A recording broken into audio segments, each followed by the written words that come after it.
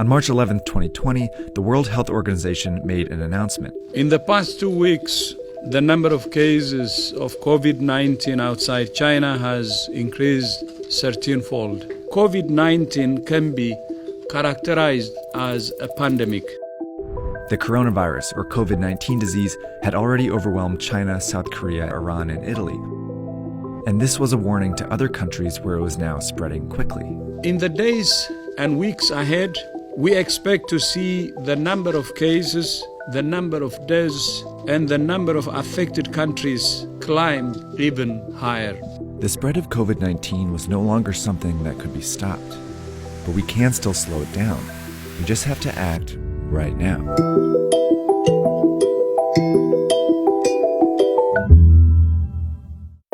Someone with COVID-19 usually develops a fever and a cough. Aches, pains, and other mild symptoms are also possible, but are less frequent.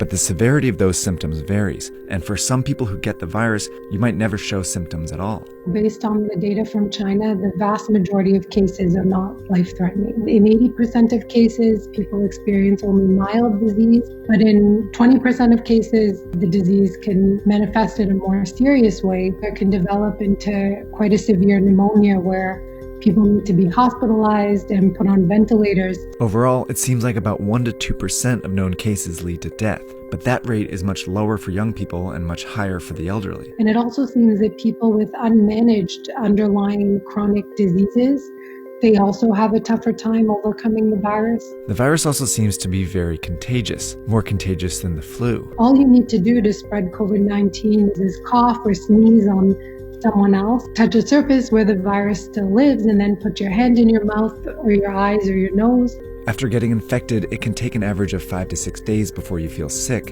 and your symptoms start to appear. But you can already spread it to people in that period, even if you feel healthy. Just as people realize they're sick, they seem to be at the most risk of passing it along to others. That's how the virus has been so effective at spreading across the world so quickly, and why the WHO was now calling COVID-19 a pandemic. But what they said next was just as important. We cannot say this loudly enough. All countries can still change the course of this pandemic. And that depends on something each of us needs to do as individuals.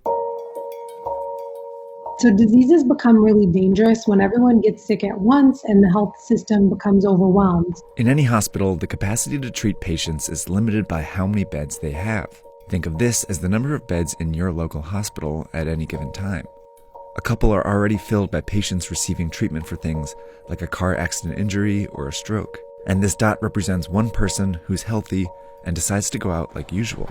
They jump on the subway and head into the office where they catch COVID-19. But they don't feel sick right away and might not for several days. So later they go to a basketball game where they unknowingly infect 2 or 3 more people. Most of these people will have relatively mild cases, but one might be an elderly person with a severe case who will eventually have to go to the hospital. But these 3, who are all infected but don't feel sick, go out again, on the subway, into the office, and then out after work, infecting several more people, 20% of whom will need to go to the hospital. Over a short period of time, this process multiplies the number of people going to the hospital each day. Before long, the hospital is full and a crisis begins. People with severe cases of COVID-19 can't get treatment, and some who could be saved die. Plus, people with other issues can't get treatment either, and some of them die. This surge of severe cases causes avoidable deaths. That's what happened in South Korea, Iran, and Italy, all of which went from 100 to more than 5,000 cases in less than 2 weeks. A lot of people died because they couldn't get into the hospitals. This surge is made up of only severe cases, but it was generated by people who didn't feel sick, spreading the disease in public. Which means the people who can do the most to avoid these unnecessary deaths are these people. And that means all of us. To slow the virus down, you need to act as if you already have it. By avoiding public transportation, the office, crowded places, and even small social gatherings, you decrease your chances of both getting the disease and spreading it.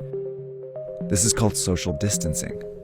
If enough of us do it, the virus still spreads, but much slower. Over time, many people might still get infected, but fewer severe cases show up to the hospital each day, never overwhelming the system. This trendline gets flatter. These people can all get treatment, and fewer people die because of it. These are the two ways the COVID-19 pandemic can play out. But this one only happens if everyone does their part. And it's why experts and officials are urging people to flatten the curve by social distancing and staying home as much as possible. It's also why in the US, many companies are helping by requiring employees to work from home, and major sports leagues have canceled their games for the time being. It may seem drastic, but it's worked before. In 1918, the cities of Philadelphia and St. Louis were both hit by a flu pandemic, but they responded in different ways. In Philadelphia, health officials allowed a huge parade to go ahead, while in St. Louis, officials prepared. They closed schools, theaters, and bars. Philadelphia's hospitals were overwhelmed, and many more died as a result. But St. Louis was able to avoid those excessive deaths. 100 years later, these are the two scenarios we face. A difference not in whether you get the coronavirus, but when you get it. That could mean the difference between life and death, maybe for someone you know. But we have to act now.